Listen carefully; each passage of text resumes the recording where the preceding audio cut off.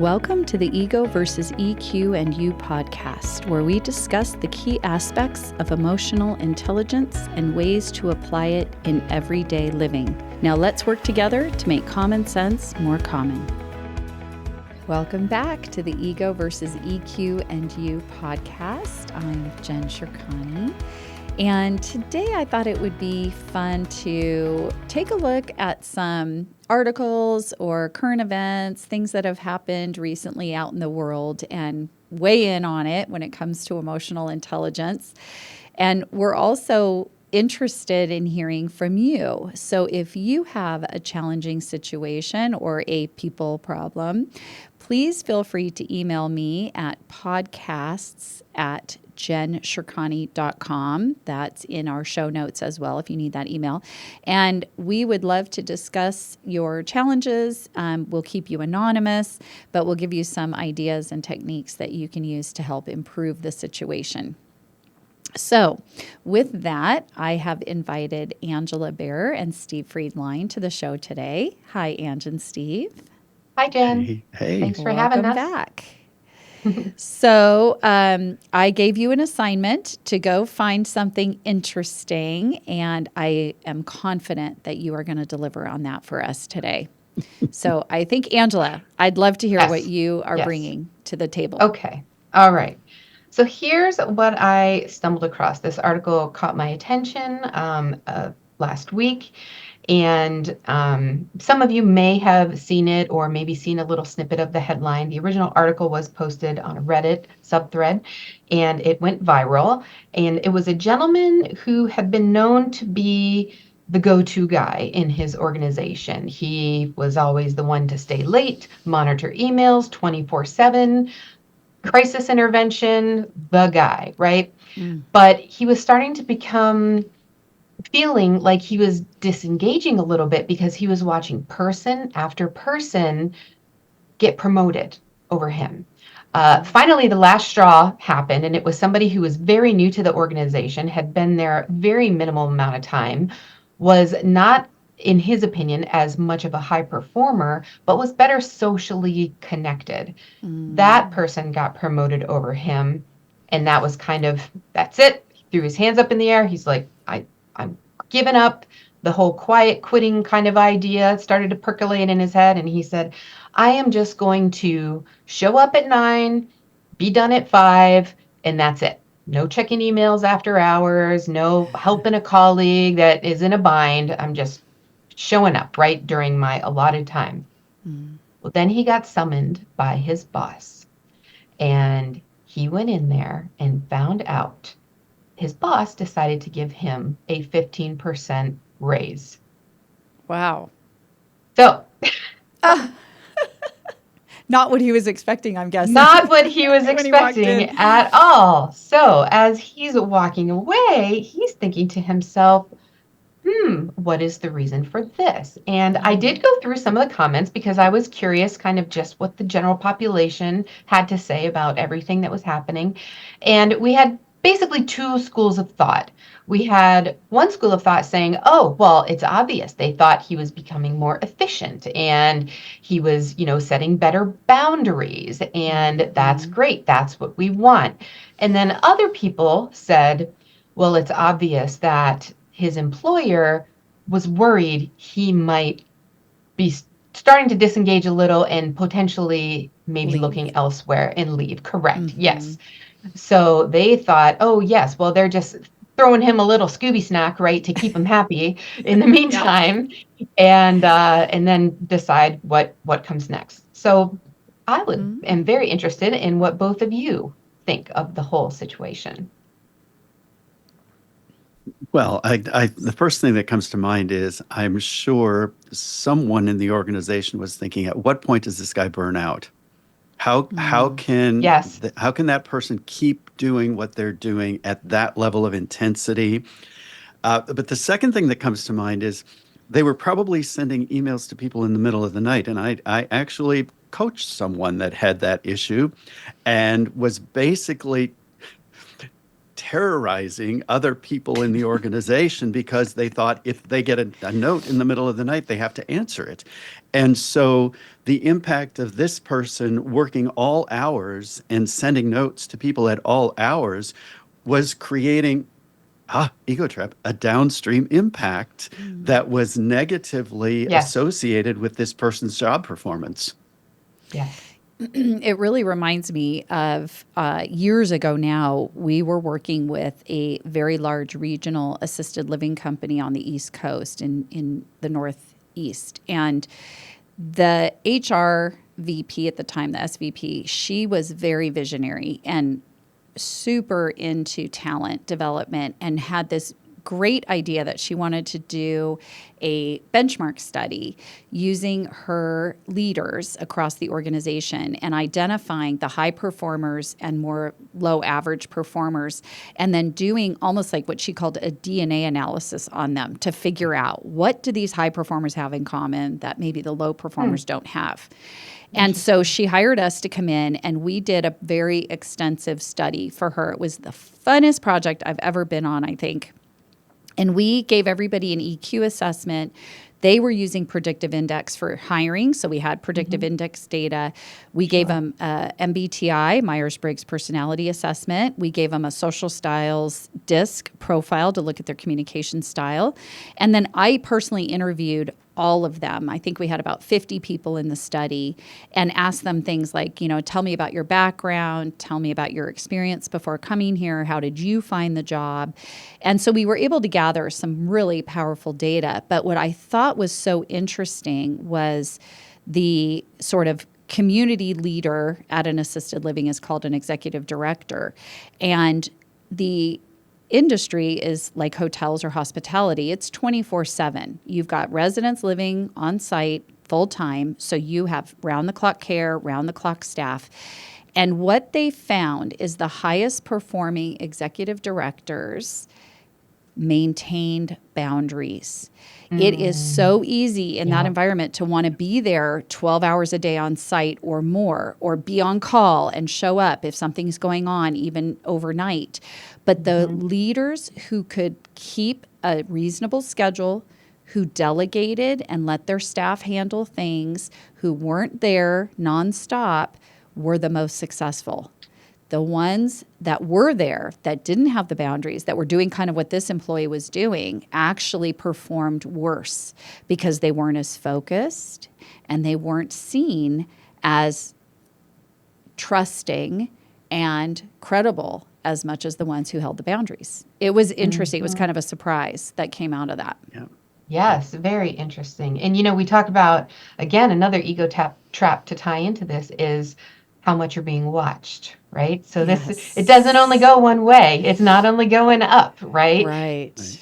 They're watching down as well. And those higher ups noticed a new pattern emerging, and they decided what type of intervention they wanted to take, and they did it. And I find that really fascinating.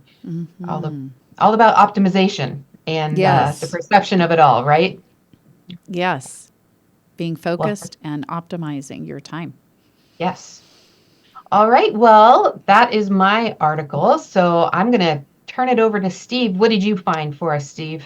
Well, I opted out of the article idea because I spent a lot of time at airports about a week and a half ago. Oh, do and tell. I've discovered that some of the best material comes from just sitting People watching. and waiting. Yes, absolutely. I had a delayed flight followed by another delayed flight.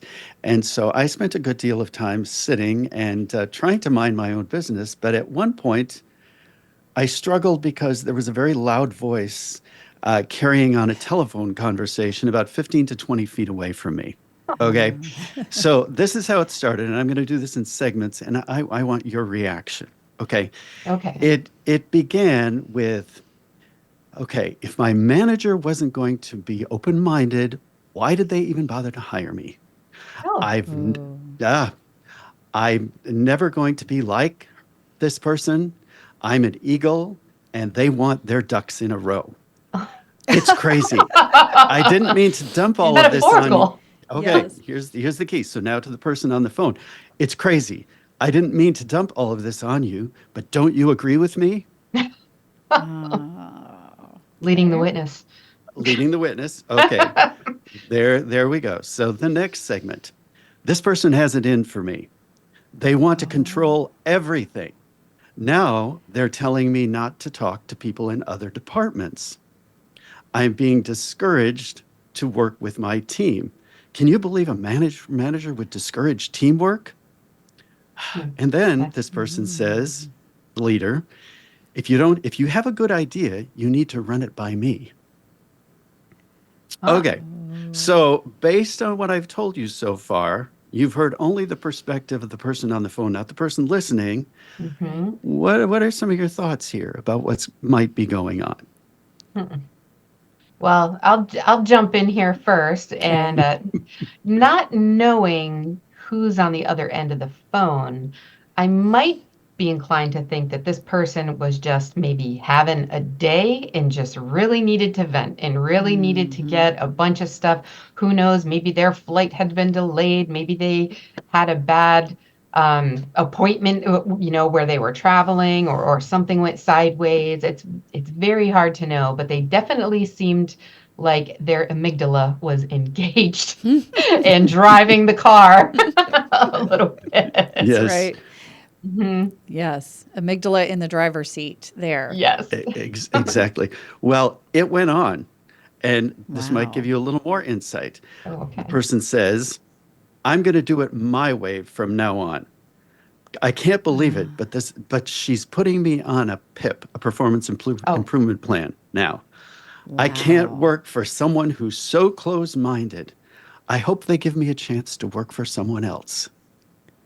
Oh, so this is clearly an issue with the direct supervisor and this person, it sounds like. Yes. Mm-hmm. Well, and sometimes this happens where people do overstep their boundary, like the comment about I'm not allowed to talk now to people in other departments makes me wonder if this person has maybe overstepped a bit and they're trying to get this person corralled a little bit closer to their role or scope. And then they're over responding or overreacting to that by saying, well, now you can't talk to anybody. Right. So, or maybe they've complained about this person, right? Maybe they want maybe they're it's he or she. I'm not sure you didn't mention the gender, but that they were always, saying things, unsolicited advice, basically. Yes. Well, the other thing I found interesting is there was very little airtime for the person on the other end of the phone. I'm sure they didn't have time to say anything but, that's terrible. Sounds terrible. That's horrible. And so, obviously we need to know a lot more about this story to draw any conclusions that are objective. But, is this manager really a controlling type manager? Or is the person that was delivering this message on the phone really that kind of individual that just constantly shoots from the hips and says and does things that are inconsistent with office protocol? Just a lot going on that I think gives us a great example of how, we need more information on this story, because it would be very easy to draw conclusions based on what we heard from the person who described this. Okay. And then I found myself thinking, do they live in this town? Well, weren't you just wishing that you could sit next to them on the I mean, it's not Southwest, I assume, so you can't pick. But if it was, I would be beeline to go sit next to them so I could get the background on it. I don't think I'd be able to help myself. Exactly. But at any rate, I think, this is just a great example of how sometimes things go on around us that give us insight and clarity in terms of how we react to situations, and maybe the fact that we haven't listened to everyone we should listen to, or taken accountability for some of the things that we could do better. It really it really focuses to me on feedback too, and how there probably was some very valid things in the feedback this person was given, but the delivery of it or the way the person did it, backfired because this person couldn't accept it or it didn't feel justified, obviously, to this person. So, that's sort of the art and science of feedback is there may be some very valid things a person needs to hear, but the way we have to deliver it requires so much EQ. Yeah. The other thing that struck me at the end of the conversation saying, I really hope they give me a chance to work for someone else. Well, if I'm not going to change any of my behaviors that led to this previous situation, in all likelihood, I will carry all of my challenges to that next leader if they give me an opportunity. So the lesson for me is if there's something that's not going the way I want it to go, take a closer look at my contribution to that challenge and make sure that if I'm given another opportunity in another team, I am not doing the same things that created some of the issues in the previous situation. Yes, I'm so glad you hit on that, Steve, because I was going to mention for our listeners who might be in a similar situation, who might have a supervisor that just seems to be impossible and overbearing and they're not able to work with and they're, put on a PIP or some sort of similar kind of probation type situation. Where do they go from there, right? How do you kind of build that back up with, yes, exactly, without having to leave the organization? Just thinking people might be wondering. Yes. So exactly. Thank you for that. So that is my observation at the airport in a nutshell. On to you, Jen. Okay. Well, it has been an interesting year business-wise, and I realize our business is a little bit more seen as the nice-to-have side than the critical need side. And I'm hearing a lot of conversation at organizations that training budgets are getting put on hold again, development events are being suspended for now, mostly tied to budget concerns. And we've been through this, right? After 25 years in business, we've seen a lot of ups and downs, but I'm always amazed, and I found a really interesting article, and ironically, it was written in June of 2020 by Ed Crow with a K, and it says, "Why now is not the time to reduce the training budgets?" And it had a lot of parallels to even what we're going through now and over the years when budgets get tight. But one of the quotes he had in this article I thought was so interesting. This comes from Forbes, by the way, Forbes Coaches Council, is he says, the bottom line is the economy will rebound. And here's what will happen. Our people are going to remember how they were treated during this tough time. So if people feel like the time they need the extra support is usually when budgets are tight because they're usually doing more with less, because we're not the only resource that's getting cut back. Right. People are more stressed out than normal. Flexibility and change is a constant stressor. And then we take away their coaching support or development support. Yes. Yes. Jen, I think sometimes you've heard people in organizations say, well, if we train them, they'll get better and then they'll leave us. Yes. Right? But the flip side of that is, so if we don't train them, do we hope that they stay? Yeah. Right. It's like, wait a minute, you've got to look at both sides. So, someone told me the other day that I thought this was really interesting. This person said, I've put the brakes on hiring. I'm focused on developing now. Yes. I need to spend more time with my A players so that I can use that information as fertilizer.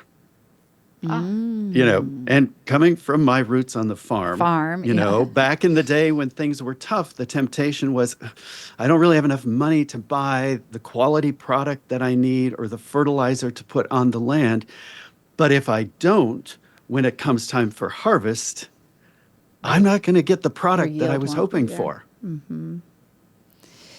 Yeah, it's really interesting. I was sort of thinking about you, Angela, because being that your husband is an airplane jet mechanic, you don't cut the core maintenance of your essential equipment even when times are tough. And so if we think of our employees as essential equipment in a way and needing to continue investing in that maintenance, we would probably rethink it. But for some reason, companies always feel like, well, the people investment side can be on hold. And in fairness, I mean, all through 2020, 21, 22, conferences were suspended or canceled, minimized.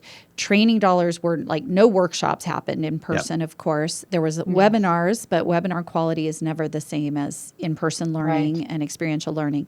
So we have a group of employees that have come off a several year period, I feel, of really lean resources when it comes to tool building and investment in them. And now it's happening again this year. So it's really unfortunate. Yes. A training drought. Exactly. A this training really drought. Yes. I like that. Great term. This really hits home to me because at one point, doing training and development inside a corporation and being told that my budgets were being cut because of what was going on in the corporate culture, and those same people at a later date came back and said, "Oh my gosh, people aren't capable of doing what they need to be doing. We need to get back. Here's your budget. But what do we do first? There are so many needs." And so I think when you have that lapse in training and support over time, you find it challenging to determine, where do we start? How do we get back on track now that all these links are missing because of what we haven't taken care of during the time when we didn't think we could invest appropriately in the people that work for us? Yes. And I have a few tips actually for those. So here's an idea too. Maybe don't wait until you have to triage things to start figuring out the training methods that might work for you. And these tips, they actually come from one of your blog articles, Jen, the ROI rabbit hole. And I can understand, when you have budgets and this is a more nebulous conceptual type thing, it can be really hard to measure that return on the training investment and what things are working and what things aren't. So here's a few tips. Know your needs, know your audience, know your capabilities, and delegate or acquire resources accordingly. Know what you want and what it will look like when you get it, and the measurement you will use to prove it, right? Yes. And then also know what you're willing to invest or sacrifice to achieve it. Is it time? Is it money, manpower, ruffled feathers, so on? So these are kind of some tips maybe to think about when times are good, so that when budget gets cut, what are those key essentials you need to keep, because they are so pivotal to the performance of the organization. You don't want to cut them. No. And I think you're right. There is a lot of ways to tie training investment, leadership, coaching investment back to a tangible function that does prove the ROI. So organizations will look at turnover. We know how much turnover costs. It's a lot. You can improve your retention rate by a couple of percentage points. That translates into big money, usually way more than you're investing for the training or coaching. Or employee engagement now, we've been able to quantify what that's worth, and improving employee engagement pays for the training.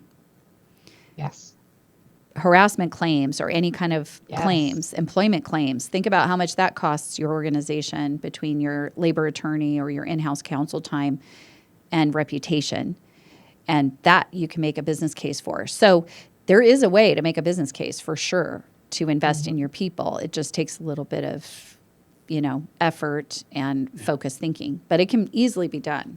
Yes. Yeah. Yes. These are great ideas, Jen and Ange, I think, for people who are responsible for a training budget and justifying that budget. So depending upon what your role is, if you're an individual who's seeking some individual help, or if you have control over whether or not something gets passed in that budget that's tied to training and development. Individually and collectively, I think we can say there's no doubt that pursuing a greater understanding of who we are, our level of emotional intelligence, and our ability to work effectively within the organization are certainly tied to these issues. Well said. Absolutely. Yes. Very well said, Frito. All right. Well, thank you for coming on the show today. It was great to have you both. I thought these were really interesting topics. And if you listeners have suggestions for future topics you'd like us to discuss, feel free to send us a note. In our show notes is our email address, podcasts@jenshirkani.com. Thanks for listening. Thank you. Thanks for joining us today on the Ego versus EQ and You podcast. If you liked this episode, be sure to follow us or subscribe on your favorite podcast platform, and please share our show with others. For questions or future topic suggestions, please email us at podcast@jenshirkani.com. Until next time, keep using your EQ and show ego who's boss.